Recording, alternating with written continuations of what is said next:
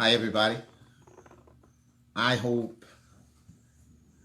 I'm on air. Hey, I'm gonna wait a couple minutes before we get started. Let me know you're hearing us. Let me know that I'm clear.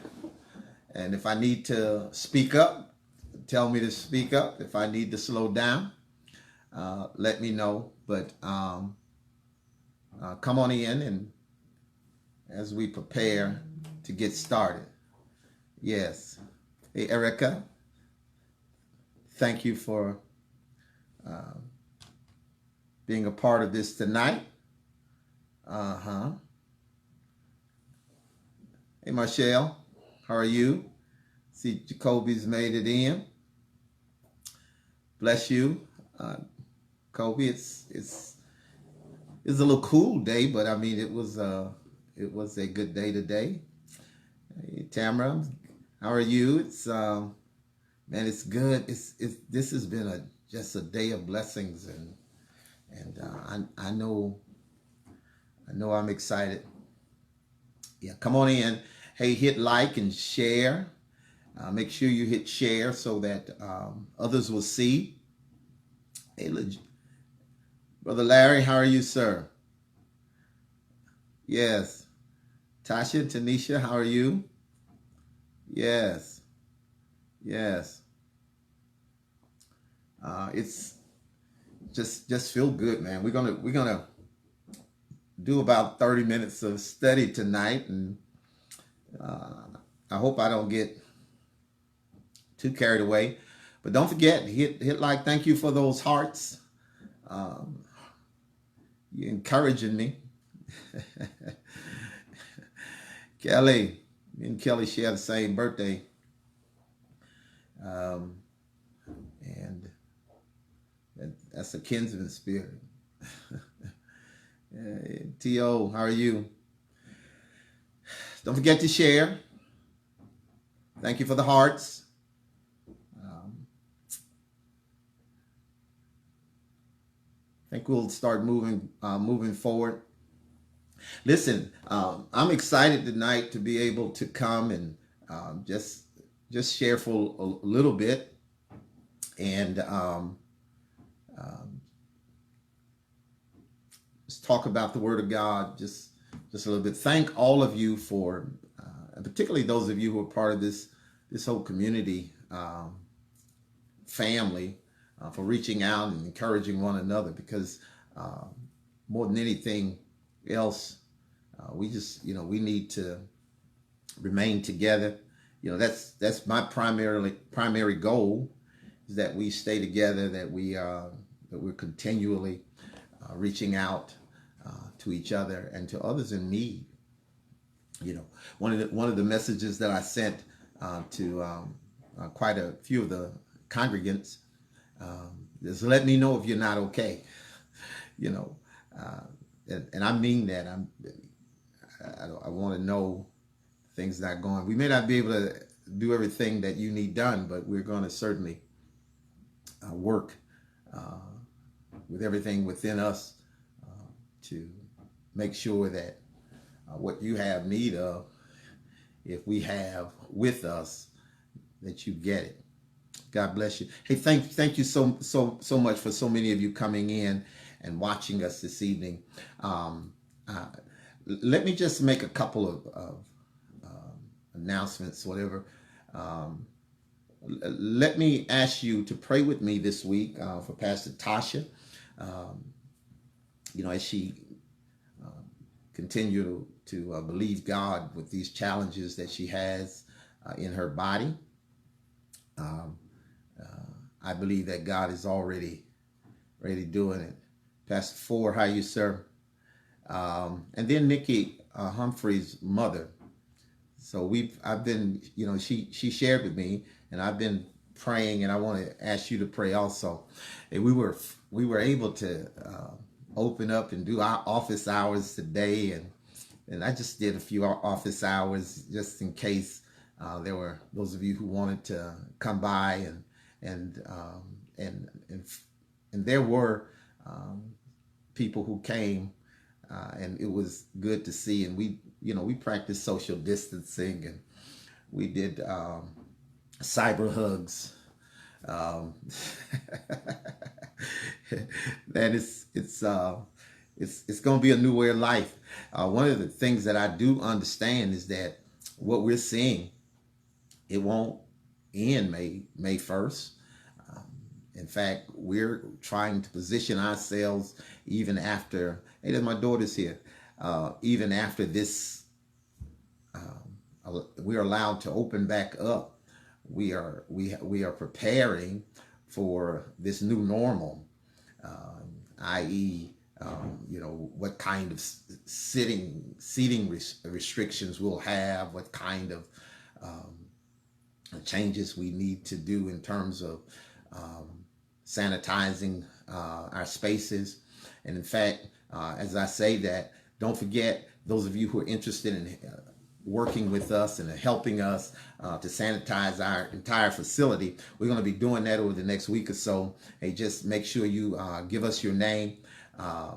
We don't worry about your schedule. If you have a heart to do, if you have the desire to do it, we'll have different crews and we'll do different things throughout these next 2 weeks, and your assistance will really be a blessing. Thank you in advance, because we need it. Also, I'm developing now some e-groups, because I think there ought to be. We already have some natural groups in our congregation, and I want to develop some intentional groups so that we can either Zoom or a video, do some video chats with segments of our congregation. I think it's going to be a great blessing. If I don't reach out to you in the next week or so, reach out to me and tell me what happened. Ask me what happened, and I think that's going to happen. It's going to happen very quickly, and we'll perfect it along the way. God bless you. Thank you so much. Thank you, Kelly, for putting that there. That's the message I think that we need to know. But thank God for His favor all through this time. And favor is not earned. See, when I ask you for a favor, I'm not asking you for anything that I deserve. Yeah, no. When I ask them for my paycheck on my job, that's not favor, because I got a right to it. But when I ask God to save me when others are dying, then that's not something that I can lay claim of being so good that I had a right to. God just favored me, and He picks out people that sometimes others of us wouldn't pick. But sometimes favor happens because of your closeness. Oh my God! Now that was, yeah. So sometimes the person who gets the favor is the one who's the closest. And what hit me was the woman with the issue. It wasn't really her time. Remember, when she was healed, Jesus was on his way to heal Jairus' daughter. But she pressed her way, and she got close enough to touch him, and that's what favor. I believe favor lands on people who get close enough to touch him, and so I'm thankful for the favor of God. D'Angela, I see your message. We're praying for you. We're praying for you that God will give you quick convalescence, and as it relates to that surgery. All right. Listen, I want to just take a few moments and talk to you. And I'm still, I'm still trying to read. still trying to read. But it's good to see so many of you coming to be a part of this session. I was really struck by just a passage of scripture in Job at the end of the book, chapter 42. And I'm going to read from verse number 10 so that we can get started. And if I start getting off, just put it on there. I don't mind. If I need to slow me down. If I need to move it along, but don't catch me in my tangent. If I'm in a tangent, let me finish, because you won't have to hear it again later. Uh, listen, in the 10th verse from that 42nd chapter, it says, "And the Lord turned the captivity of Job when he prayed for his friends." So the Message Bible said when Job interceded for his friends, God restored his fortune. In other words, God gave him back when he could think of others first, and those who perhaps didn't do him the way that he would have done them. And then it says, "Then came there unto him all his brothers and all his sisters and all that had been on his of his acquaintance before, and did eat bread with him in his house, and they bemoaned him and comforted him over all the evil that the Lord had brought upon him, every one an earring of gold." In other words, they came after Job. God started returning stuff to him. They started blessing him, because that's what happens. God will make man bless you, who really who really never intended to bless you, and God returned to him. And of course, you know this story, how God gave him more in the latter than he had in the beginning. So this book, really, I want to talk about really this passage in it, how God turned the captivity of Job. He turned it. He turned it. Now, those of you who are Bible readers know that Job went through a long period of captivity, a long period of struggle and suffering, but God turned it. So this whole book begins with a prologue that we see a brief description of the faith of Job, and then what we see is God is in this encounter with Satan himself, because Satan is not concerned with you on your high days, because he believes so much in his power that he thinks that he can turn you. He can turn your faith. And so God starts this conversation with Satan. And here at the end, we see the favor of God to Job, because you can be faithful, and it doesn't mean that God owe you for being faithful. It's favor. It was the favor of God on Job, because sometimes life don't always seem to be encouraging, and that's when you got to learn how to encourage yourself. And I think we're in a time when so much is happening that if nobody gets to call you, you got to learn how to encourage yourself. And I hope that you got somebody who's a prayer partner and a prayer warrior who will stand with you. But if there's nobody else, my God, you got to wait. You got to believe that God's going to turn it. That's how I feel. That's what's in my spirit. That's been tugging on me all this week, that God's going to turn it. And so it's been encouraging me in uneasy days. And so even when I'm talking to people, I'm saying God's going to turn it. He's going to turn it. I know it's been some time. Sometimes we look for an overnight turn, but there's nothing you plan to put in the ground today that will come up tomorrow. You got to wait on it. You got to be patient. You got to wait on the former and the latter rain. But if you wait, good ground is going to produce. I don't know who that was for. I say it's going to produce, because the index of a man's greatness is not determined by his successes, in fact, but his tribulation. If you want to really understand what you're going to accomplish in life, stand back and see what you survived.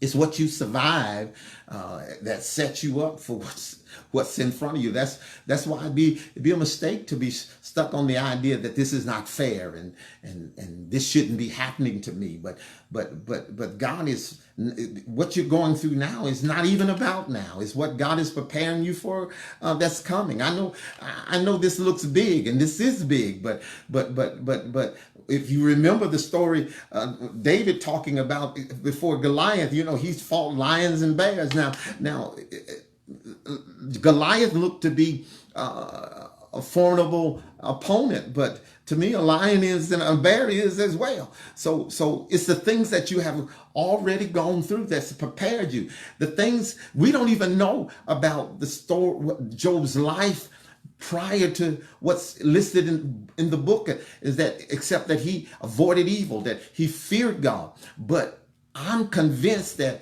he was able to handle what he had to handle because of what he had already gone through. God was able to trust him because of what God saw from him. And sometimes we got to remember that all the things that we've been through, even with this, we have a history with God that says that despite all the things that are happening now, the proof that God's gonna keep me here is that I'm still here.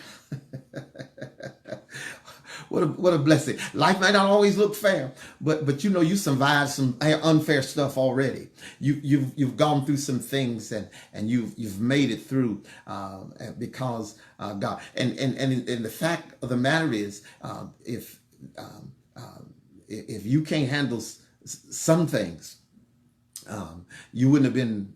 God wouldn't have you here. He would. I mean, people will look at your life, Job, and say that God is punishing you, and this is the wrath of God against you. But the reality is, I believe that God's preparing you for what's next for you. And you look over the little messes that you've made in life, and the little things that messed up, and if you can't handle them, your dream, you can't handle your dream. It would be a mistake to be stuck there, because if you can't handle that phone call in the night, middle of the night, if you can't stand somebody rolling their eyes at you, then and you lose your peace over that. See, sometimes you got to remember that God, you know, you got me here for a reason. You know that I've had just as much reason to quit as anybody else, but you know, I just couldn't find the I couldn't find quitting in me. So and that's because God has kept He's kept preparing me. He prepared me for this place from my last place, and this is what I see, you know, and you should be able to look back at your life and say, you know what, God has just been preparing me all the time. Other folks, you know, I seen God, you know, get saved and not survive, and people who I used to be jealous of, but God showed me I had more strength than, and because I'm still here. Thank God for you're still being here. Now, I don't have time really to do a lot of exegesis of these scriptures, but what if what I just said, it's the stuff that you've gone through that has made you ready. I saw something in chapter 1, verse number 15, and it said this. It said that Sabaeans fell on them and took them away. Yea, they have slain the servants with the edge of the sword. This is the messenger to Job about the beginning of his trouble. Here it is. He says, and I only am escaped alone to tell thee. In other words, God let me escape to tell it. He says it in verse 17. He says, the next servant says it, that God, I alone am escaped to tell you. I just kept hearing that in my spirit. Destruction is happening all around us, but I alone am escaped to tell. There's a reason why you still survive. There's a reason why you're still here. There's a reason why stuff that other people didn't get out of, you got out of it and you survived, because God had a testimony that he wanted somebody to hear. They came to tell Job. They came to tell Job what they've been through. Oh my God. Isn't it something how God will cause you to survive so that you can tell somebody what you've been through? Other people, you were no better than anybody else that didn't make it. But somehow he put his hand on you and favor covered you, and you alone survived so that you can tell. You absolutely hated what you were in, but you were born for it. You were born for it, and God intended for you to survive it. There's a reason that we're still here, church. There's a reason why the virus is thick in other places, and that don't make us better. That I think it's a mistake to in this hour to say to the world that because we're praying, because we're covered. Absolutely, we're covered. It is the reason why we didn't die, and we didn't get the virus, and the virus ain't gone yet. You know what? We got to understand that in this hour, God, the reason that God has something for us to talk about, and surviving shouldn't be any reason to brag. It ought to be a reason to thank Him for His mercy. I don't know about you, but this whole thing for me is about mercy. It's about mercy because if all of our stories are told, we'd have to admit that, oh my God, if God would put all of our business on the big screen, that would be people who should have lived and we died. But it was His mercy. Is His mercy. And I'm not even at my introduction, but we survived and escaped some things because of this mercy. And this week, I've just been dealing with and getting back to this idea of why am I even in Huntsville, and more than that, why am I in the faith? Why in the world that God placed me on this planet? But I understand that nothing happened is random. There's a reason for it. And I don't know what you're going through. I don't know whether you're facing depression or discouragement, but let me tell you something. There's a reason. What you're in now is going to be revealed after a while. That's really, if I can encourage you right there. That's it, D'Angela. If all of our stories are told, I thank God. I thank God for not just the lies that I survived, but for the truth that I survived. Somebody ought to hit amen right there. There's some truths that if that we never should have survived, but God. But so all this week, I'm just, there's nothing. I'm saying, God, there's nothing random about what's happening, and the believers have to get to understand that we're here for a reason. God has he has put us in this season for purpose. Because and I know when we talk about purpose, we have a lot that we have to think. We have to deal with that sometimes the fact that we cause some things to happen.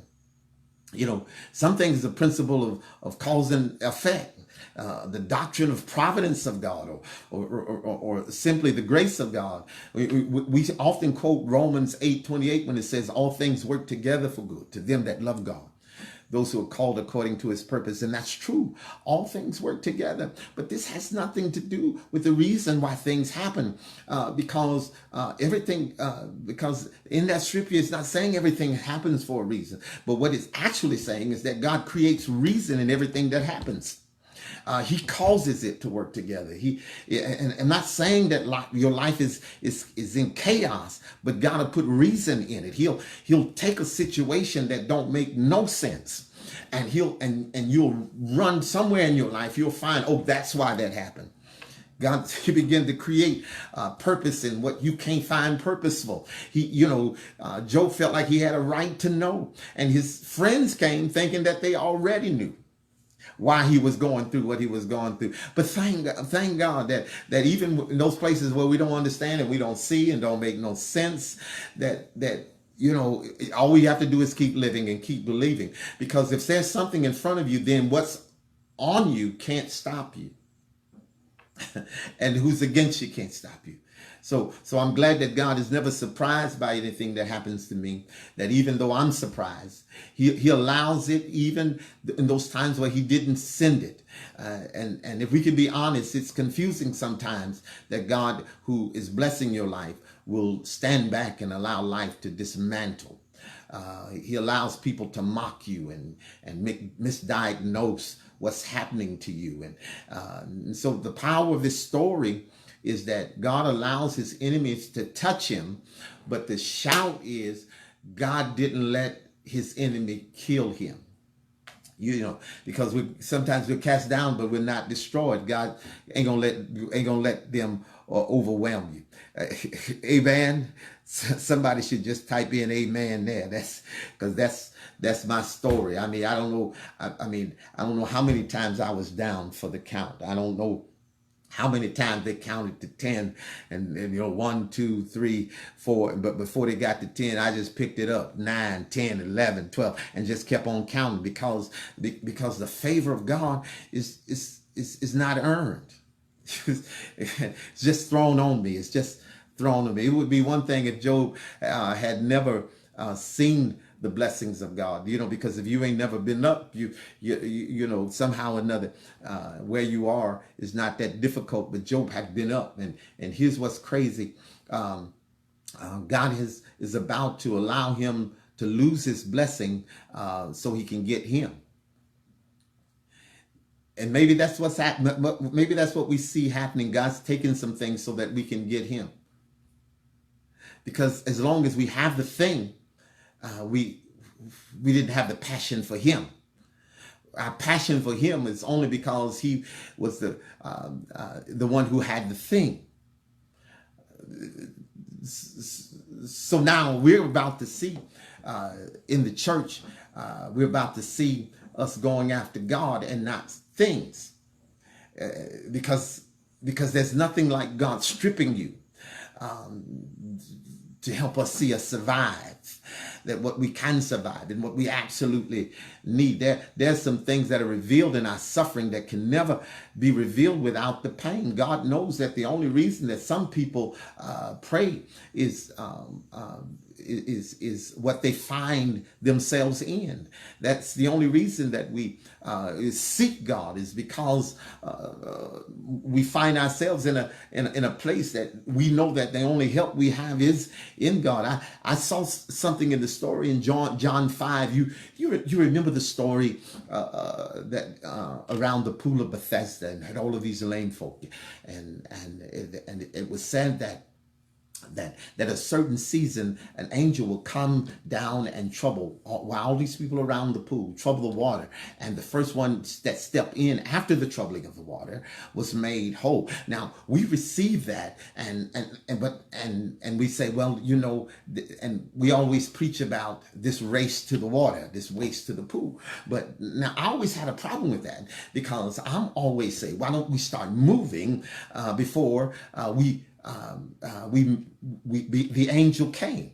Why is it that we're waiting on the supernatural to happen before we start moving? I think that in my experience, that praise, that celebrating God agitates the supernatural.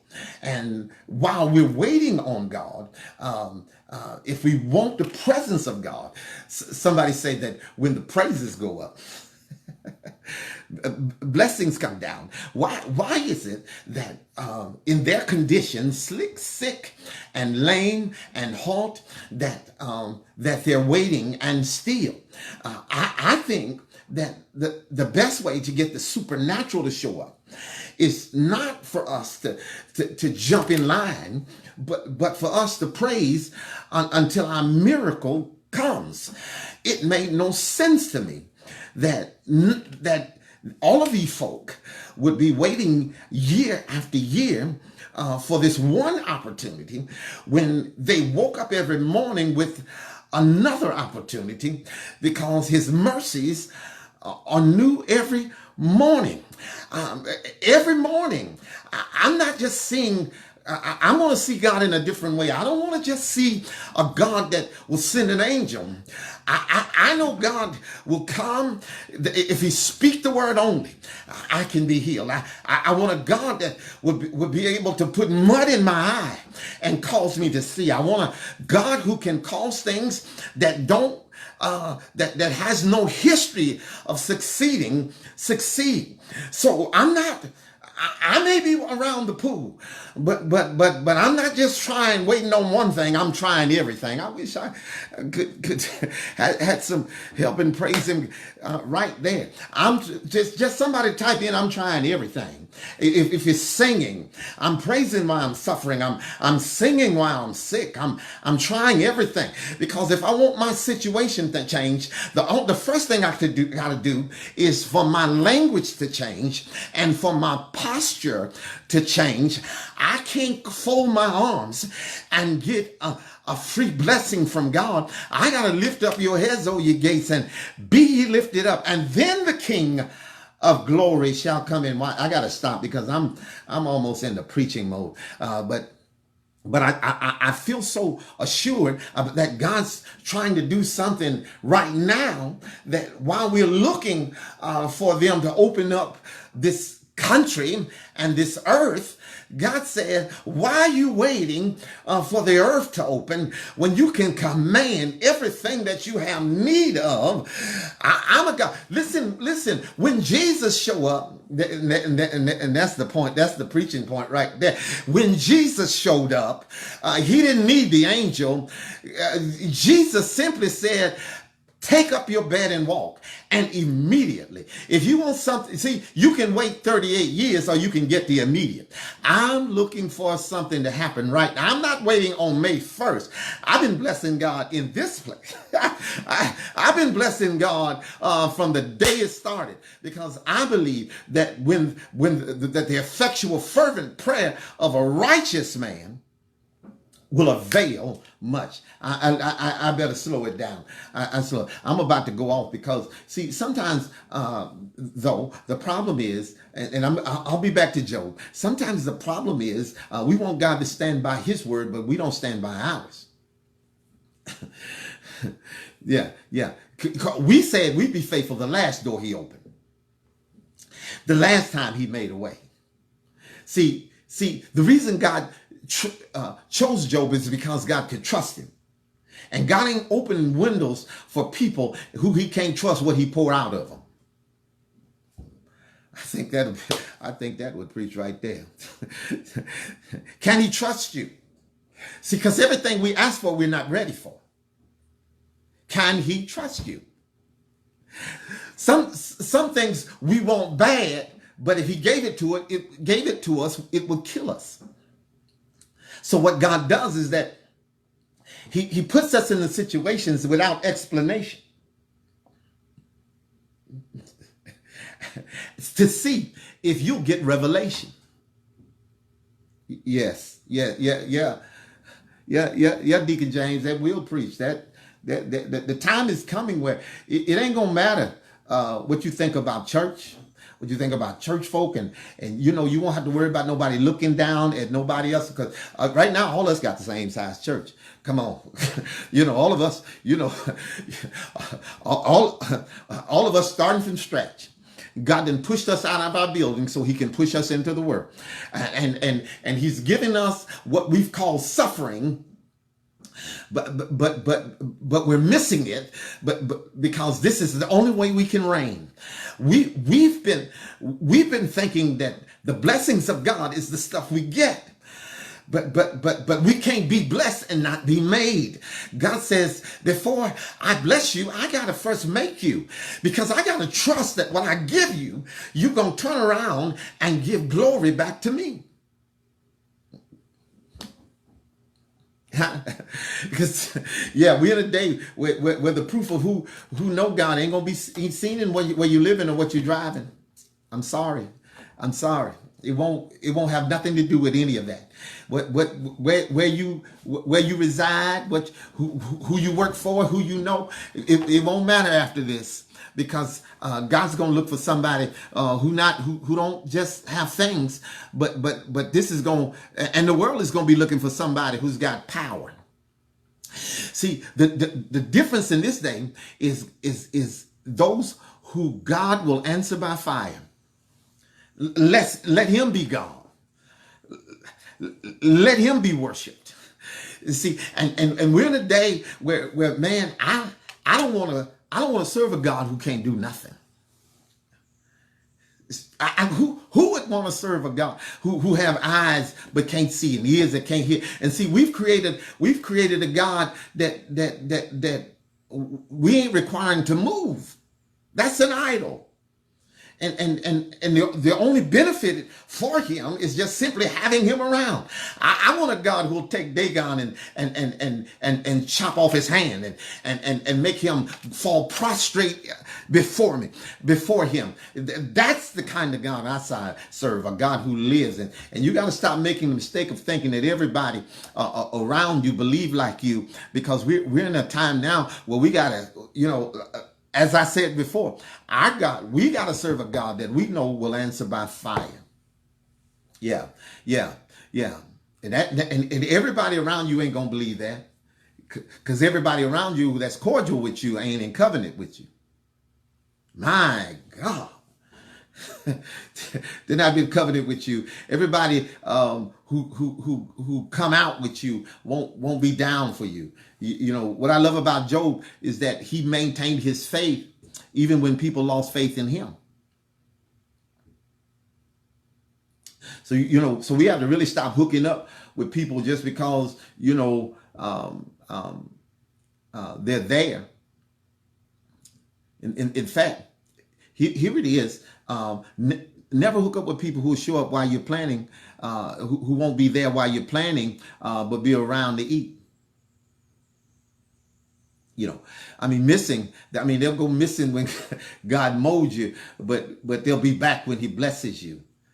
See, there are people that you think are covering your life, and they're on the verge of about to take your life. Listen to and I need to hurry because I made some promises and I got to keep them. In the 27th chapter of Job, let me read this a little bit.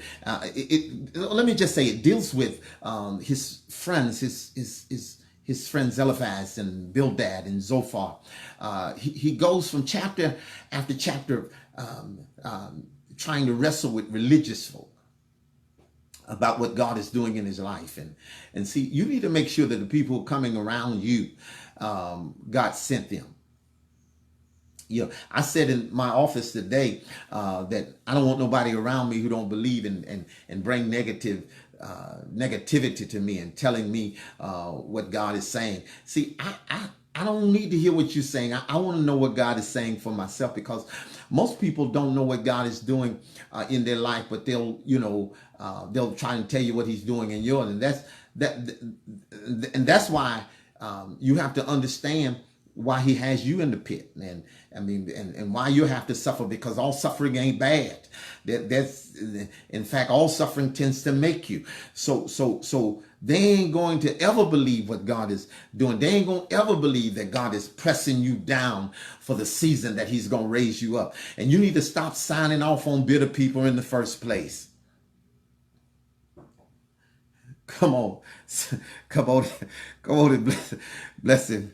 Yes, Tika, I'm saying it. See, because the only people I want in my life are those who are sowing good seed.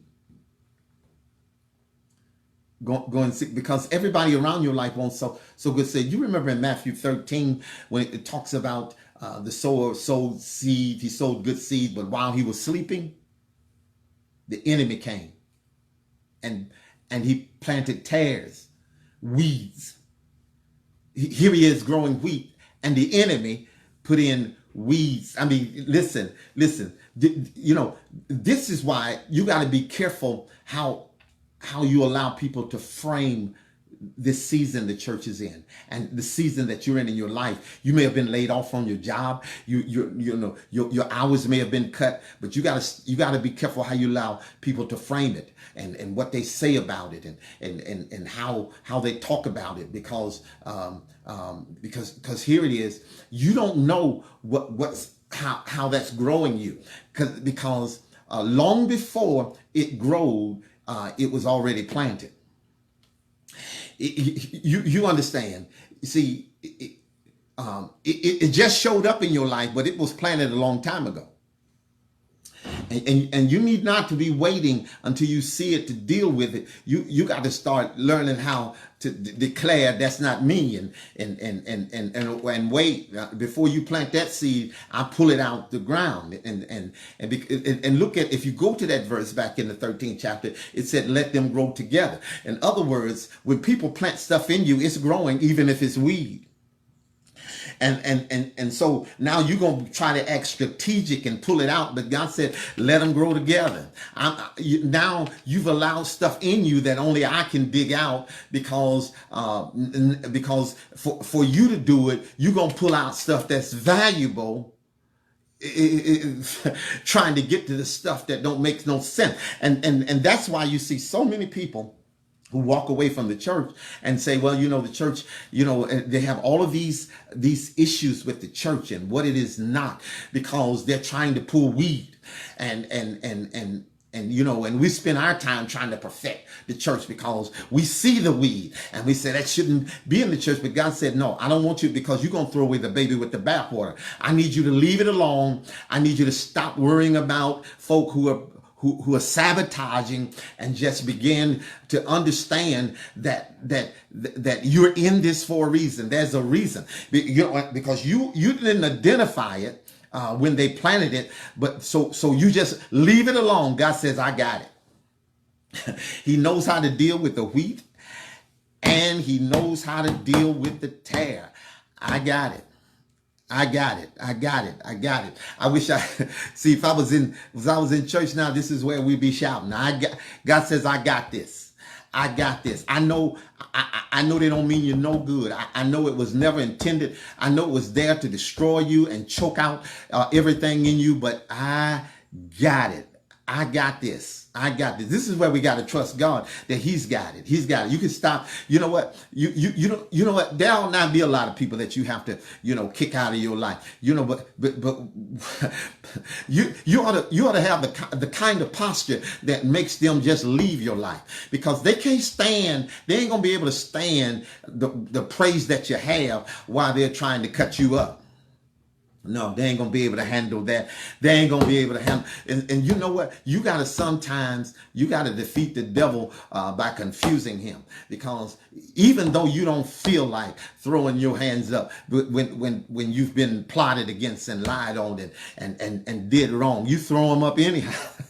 Because I'm sending a spirit of confusion against the enemy. I may be almost crying, but my hands up, with my hands lifted up, I'll give him praise. And I'm closing here. I'm closing. I gotta stop, because if I don't stop, there's a lot in this, and I'm not even talking about Job yet, because I need to get to the fact that God's getting ready to turn his captivity, because here it is, and this is where I need you to understand that the blessing is about to come to you. God's getting ready to turn this captivity, and I know you're in a tough place, and even in the middle of getting perhaps a stimulus check, you're in a tough place, because this ain't gonna last just a few months. We're gonna have to believe God through this. God's getting ready to make us love somebody that we didn't love before. God's getting ready to turn the captivity, because if the world's gonna be free, he got to first get the church free. I wish I had some help right there. I want to look at chapter 14 in this book of Job. And I know I've been bouncing around in it, but the only way I'm going to get to really get you to understand this turning in his life, that you got to see. He said, because there in verse number 7 in the 14th chapter, he says, there is hope of a tree, if it be cut down, that it will sprout again, and the tender branch won't cease. Though the root wax old in the earth, and the stock die in the ground, yet through the scent of water it will bud. Oh my God. See, this is, it's going to be hard for me not to praise right there.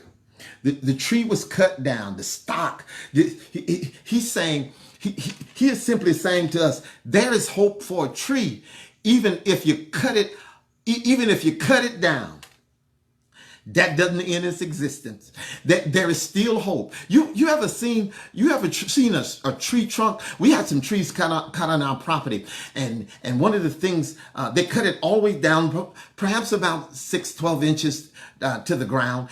They cut, I mean, big trees, big trees. I went down past them the other day, and from the tree I saw those sprouts coming out of it. And so they cut the tree all the way down, yet there's still hope, because from a dead tree, we cut them because they were dead, because they weren't living. But here they are, something began to grow out of it. And God is saying that even though it looks like it's over, even though your situation look dead, he says there's still hope. Even though the virus is hitting every state, every country, all over the world, God says there's still hope. I need you to understand that even if it's cut down, even if it's the stalk is rotten, even if it's totally dead in the ground, even if the roots are rotten, God says at the scent of water, that's it. That's it. Now, I don't want you to misread that text, because it didn't say if it gets the water that it'll live again. It says at the scent of water, it'll live again. It says that all you need to do is believe, sense that water is around. It's not here yet, but I smell it. I smell something happening. I don't see nothing, and everything looks like it's over. But I've been saying since this shutdown started that I sense something. I can't put my finger on it. I don't even see the cloud yet about the size of a man's hand. I don't even know what's going on. But what I do know is that there's something happening in the atmosphere that's different from any other time that I've seen. It's bigger than what it was before this shutdown happened. I'm beginning to sense and smell that God is getting ready to create life out of all this messed up stuff that's going on. God's getting ready to change this thing to such a degree that it's going to bud again. It's going to bud again. Don't let nobody tell you that we ain't coming back stronger. Don't let nobody tell you that the church ain't going to live no more. Let nobody tell you that it's over, because I have a sense that God is getting ready to bud something out of a dead thing. Just like the prophet, can these bones live again? I believe that God's getting ready to create life out of a situation that looks absolutely dead. The Bible says after everything Job lost, after everything that he had to give up, look at what it said in the 42nd verse, in verse number 10, after he had taken everything from him. And he says, the Lord restored Job's losses when he prayed for his friend. In other words, because Job stayed on assignment, because the people that was against him, he wasn't against them. God restored everything he had. While he complained for 38 chapters, you know what? It didn't move the hand of God. But when God says, you know what? I still love you. I bless you. I bless those who curse me and those who persecute me. I bless you. When he started praying for people who wasn't praying for him, God turned the whole thing around. And I'm feeling a turnaround. I don't know about you. And I know this is Bible class and not preaching session, but God's getting ready to turn some things. And I'm talking about, in your house. I mean, in your space, in your locked up place, God's getting ready to turn some things. I know you're getting phone calls from people who don't want to defer and to be late, but don't worry about it. Don't worry about it. He's going to make ways out of no ways. Oh my God, he's going to supply the every need. He's getting ready. This is why I'm telling you, don't forget to be faithful in everything that you do. We can't come together and have service the way we are, but we're going to go in this parking lot until they tell us we can't go in this parking lot, because I have a scent. I smell something. I smell God moving in the room. There's a sweet fragrance in this place that God's getting ready to move in a way that we ain't never seen. He's setting us up for revival. He's setting us up that those that we couldn't get to, we're going to have to run to, and they're going to come running saying, what must I do? He's setting us up for revival, because revival is better than cash. Revival is better than a car. It's better than a house, because when the kingdom of God is set up, everything, he said, seek first the kingdom and all the other things will be added on you. You want a split level? You want a maid to clean your house? You know what? Take care of God's house and he'll supply all of your needs according to his riches and glory. I'll stop. But somebody type in, I smell something happening. There's the sin of something about to go on. He's about to revive us all over again. God bless you. May God keep you. I know I'm so out of time. I'm so out of time. I'm not out of word, but I believe that God he's getting ready to do something amazing for us, for this city, because we're in it. I went out of town last week, and my wife was concerned. She didn't want me, staying. She sent me with sheets and pillowcases and all these kind of things. But you know what? I have a sense that God is doing something amazing, that he is preparing the church. And you know what? He had to make us all equal so that we wouldn't be, wondering who's going to get the credit. That's why he took our buildings. He actually didn't take our buildings. He took our egos. I know I said I was going to stop. Because he couldn't use us as long as, we was pompous. Because pride goes before destruction and a haughty spirit before a fall. So what God did, he just pulled everything down and he stripped us naked and he covered us with his glory, so that now when we see each other from a different lens. I talked to a friend of mine today and I said, man, you don't, man, I ain't had no conversations with nobody about how much you running and how they coming, honey. No, all of that's done, because it's about where you going, not how they coming, but where you going. Because the command was not to come, but to go. And perhaps the only way that God would get us, I know I need to stop, get us to go, is to take what kept us from going. I smell something happening. God bless you, and may God keep you. Listen, share this. It will remain up. Share it. Make sure those that see it. See people putting scriptures. Please bless the people with supporting information. It blesses the whole body, because time out is for us looking to the one preacher to give word. We got to be able to speak truth to everybody in this room, and then know truth and to this whole house. I'm going to do my assignment. I'm not lazy, but this is going to require all of us. If we're going to intercede. But we can't intercede until we repent. But if we're going to intercede and cause something to happen, it's going to require all of us, not just one of us. God bless you, and make God keep you. Don't forget, if you want to be a part of our e-church, I just got a message right before I came on that somebody wants to be a part of the Hope Church, so here it is. The church is still growing, even now. So I'm thankful for that. You can always support. We will attach support mechanisms on this live.